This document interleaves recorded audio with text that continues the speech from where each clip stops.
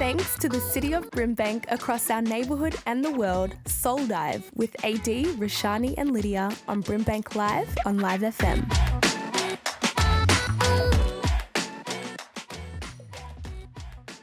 Good morning, everyone. You're listening to Soul Dive with Roshani, Lydia and AD. I'm your host, Roshani, and we're missing AD this morning, but we have Lydia here with us. Lydia, how are you?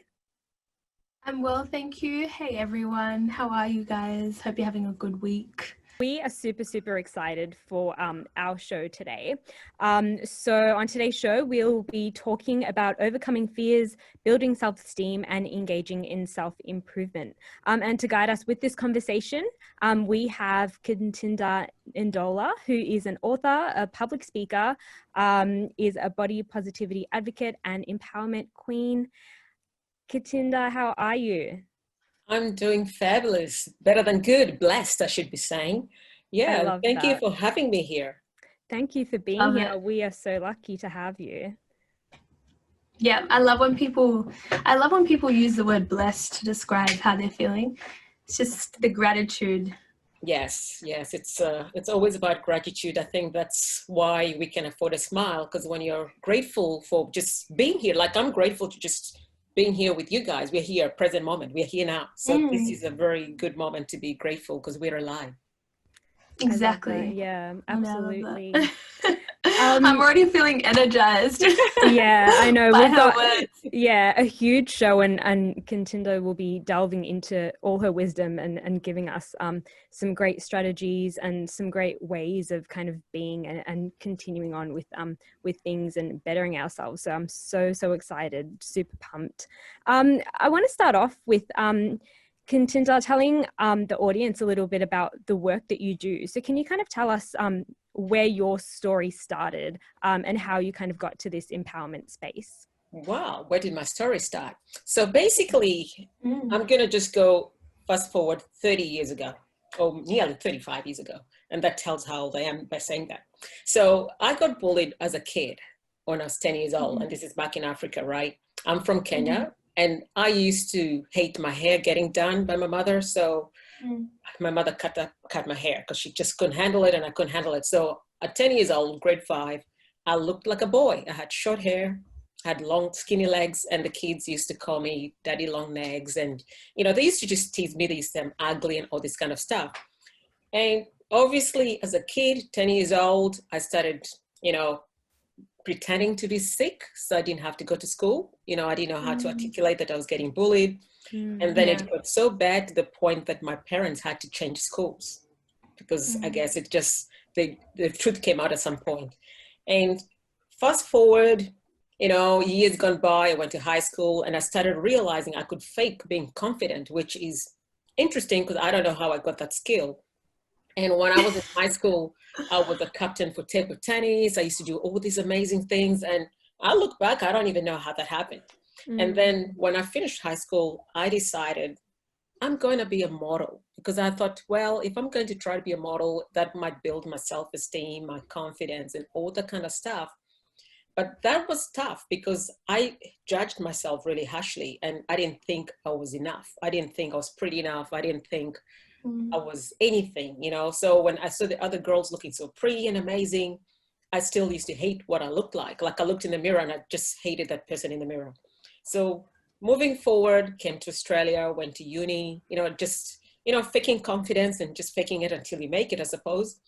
And then I would say about 5-6 years ago, after I was running a business, I had a hair salon, I had a bar, I had a restaurant, I was dealing with people all the time. So I was very confident. That's what people saw. But I knew I was putting it on. It was not real. So in that moment, what happened to me because of the experiences with other people's stories. So I kept hearing girls complaining about how they don't like their bodies, their relationships are not great because of just all these things girls complain about.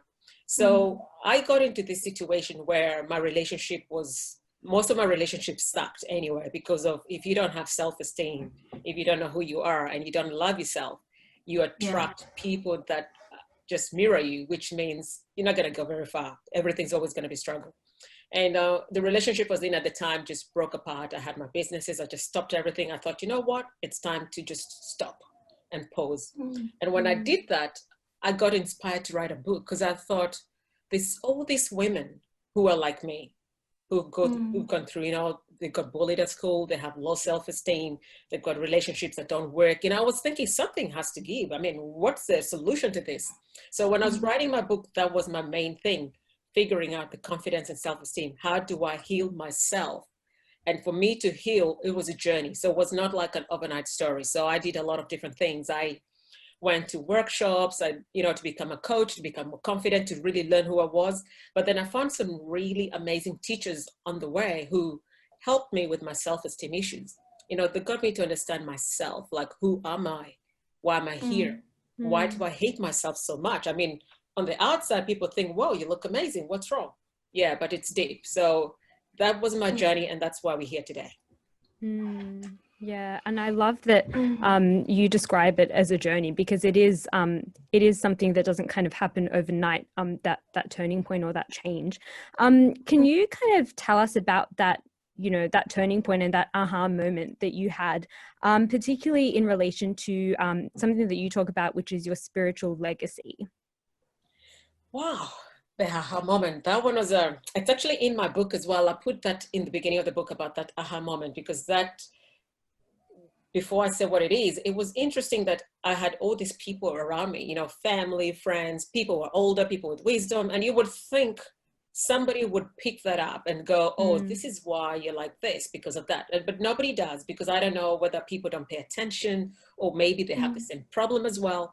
So my thing was, when I went into myself and tried to go through my personal development journey, getting to know who I was, what I liked, what I didn't like, what is the accumulated neglect that I had on myself that made me feel what I did feel, and what was I acting up as. You know, the thing is, we act in funny ways when we're like this. We start doing very negative stuff, which is a lot of people. It's human nature.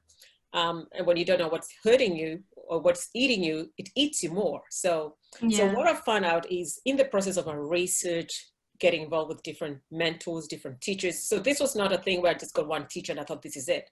I was talking to different mentors, different teachers, just to see who might come up with, this is what's wrong with you, which nobody does. Nobody comes and says, hey, this is what's going on. This is not what you do. But in the process of all that, I had to find the answer myself, because that's one thing I discovered, that we all have the answer. We know what the answer is, but we're afraid of it.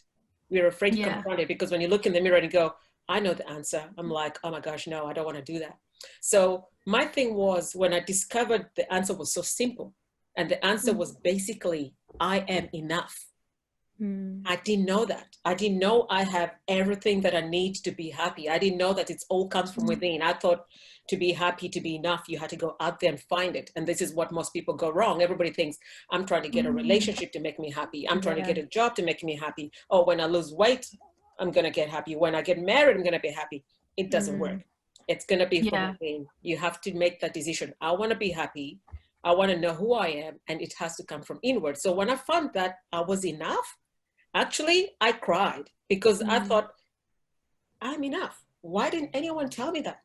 It sounds so simple. Why didn't anyone just go, you've got everything. You can make your own, you know, you can be whoever you want to be and become whoever you want to be. But so that was the thing. So when I got into that, I thought, a load off my shoulders. I was like, yes, this is good. Now I'm unstoppable now. And now going to the spiritual legacy, again, what do I say? Spiritual legacy is not what you leave for people when you die. It's not your money. It's not your house. It's not your clothes.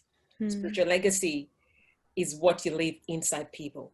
And Maya Angelou has this amazing saying where she said, I've learned that people will always forget what you said to them. People will forget what you did for them, but people will never forget how you made them feel. Absolutely. So that's what spiritual legacy is. And I believe with people, they should realize everywhere you go, like we are talking here today, this is our legacy. We are talking, empowering other people, inspiring other people. This is our legacy. Whatever we do here today is a legacy. Somebody is going to watch this, listen to this and go, oh my gosh, that's me. So I talk about legacy being something everywhere you go. So if you go to a college, you go to school, you go to work, any moment, anywhere you're at, you're always touching lives, you're always leaving an impression, and you're leaving a legacy. So make it good. Make it good. Absolutely. That's so beautifully said. And I think that it's really important when you touch on, you know, we sometimes as humans get caught up in those external things, whether it's, you know, getting that job to make us happy, or being in that relationship to make us happy, or thinking about things that we are going to leave behind, thinking about the money that we're going to leave behind and the houses that we're going to leave behind for the people that we love. But it is about like, what are we doing to, you know, make other people's lives better? What legacy are we leaving? And how are we making people feel in the time that we have here on earth? And I think that that is just so, so important, and it remains so true. Very powerful. And like you said, there was nothing more that you had to really do externally, because like you said, you had already had all the businesses, you had the friends, you had the family, you had the community. So ultimately, yeah, it did that last thing, the biggest thing, did lie within yourself. So I can only imagine how powerful of a moment and life-changing of a moment that would have been. It's a breakthrough. And it's interesting. Yeah, a breakthrough. It's interesting how you said, how didn't anyone else notice it? And I started to think about, because when you fake it to make it, like you can really fake it to make it, you know what I mean? So people struggle to pick up on things based off the mask that we put on. And also you did kind of touch on the fact that a lot of people are struggling with similar challenges. So Yeah, absolutely. Yeah, really powerful. Yeah, and I think that, kind of reiterating that point that you both made about, you know, people are kind of their own main characters in their lives, and so they can really get swept up and kind of not pay attention to maybe the signs there in other people, even people that are quite close to them. And so I think that, you know, everyone is kind of going through their own struggle of trying to mask it and trying to show up and you know, power through. And I think that it is really important that we can all kind of look within ourselves to find that we are enough. Absolutely. If you are listening, you're listening to Soul Dive with Roshani, Lydia and AD. It is just myself and Lydia here today, and we are joined by Katinda Ndola, who is speaking to us about empowerment and self-improvement.